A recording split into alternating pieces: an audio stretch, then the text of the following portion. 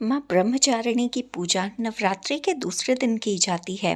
माँ का नाम ब्रह्मचारिणी दो शब्दों ब्रह्म और चारिणी से मिलकर बना है। जहाँ ब्रह्म का अर्थ तपस्या है, वहीं चारिणी का अर्थ आचरण करने वाली है। अर्थात ब्रह्मचारिणी का शाब्दिक अर्थ है तप का आचरण करने वाली। महादेव को अपने पति के रूप में पाने के लिए की गई कठोर तपस्या के कारण ही देवी के ब्रह्मचारिणी स्वरूप का आविर्भाव हुआ था। तो आइए जानते हैं माँ ब्रह्मचारिणी के तप की अनन्य गाथा। देवी ब्रह्मचारिणी का स्वरूप अत्यंत शांत एवं मनोरम है। उनके दाएं हाथ में जबकि अक्षय माला और बाएं हाथ में कमंडल सुशोभित है। इस स्वरूप में माता बिना किसी वाहन के नजर आती हैं। देवी ब्रह्मचारिणी के महात्म्य की कथा महादेव के प्रति उनके प्रेम और निष्ठा से जुड़ी है। माँ दुर्गा का यह अवतार मनुष्य को निष्ठा और वैराग्य की सीख देता है। उनकी महिमा की इस कथा का उल्लेख देवी भागवत और मार्कंडेय पुराण में कुछ जगहों पर मिलता है। धार्मिक कथाओं के अनुसार प्रजापति दक्ष ने कनखल में एक विराट यज्ञ का आयोजन किया।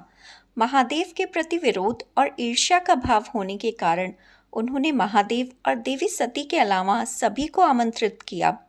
जब देवी सती को इस यज्ञ के बारे में पता चला तो उन्होंने यज्ञ में पहुंचकर अपने पिता से ऐसा करने का कारण पूछा। इस पर प्रजापति दक्ष ने अपनी पुत्री सती और महादेव को अपशब्द कहे। इस अपमान से व्यथित होकर देवी सती ने भगवान शिव का ध्यान करते हुए योगाग्नि के द्वारा अपनी देह का त्याग किया। माता सती के आत्मदाह के बाद समस्त सृष्टि जैसे श्रीहीन हो गई थी और महादेव भी उदासीन हो गए थे। दानवों का उपद्रव प्रतिदिन बढ़ता जा रहा था।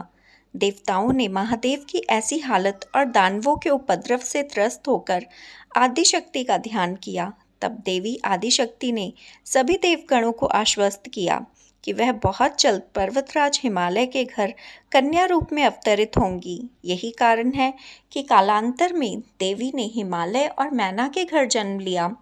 पर्वतराज की पुत्री होने के कारण देवी पार्वती शैलपुत्री कहलाईं।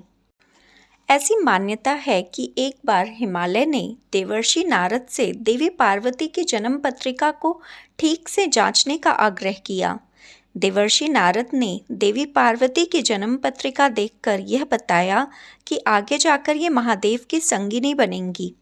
जब इस बात का पता देवी पार्वती को चला तो उन्होंने वन में जाकर महादेव की कठोर तपस्या करना शुरू कर दिया।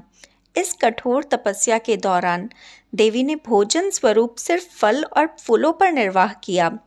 तत्पश्चात उन्होंने सूखे बिल्व पत्रों का सेवन किया। 3000 वर्षों तक माँ ने बिल्व पत्रों का सेवन किया। इसके बाद तो उन्होंने सूखे बिल्व पत्र खाना भी छोड़ दिया।